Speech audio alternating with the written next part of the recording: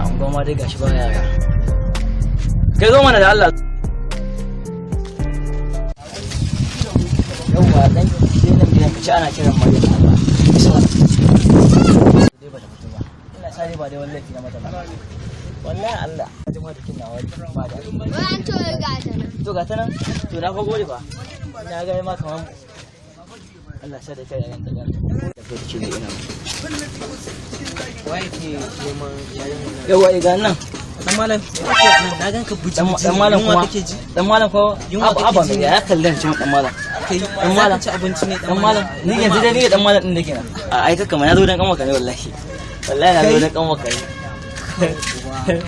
Wallahi ni ne na abin naku sarkin naku.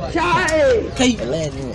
kai a zuwan ma dan malam abinci mana ni yana ma da samu abinci wallahi wata ma kace yunwa nake ji na ji ana dan malam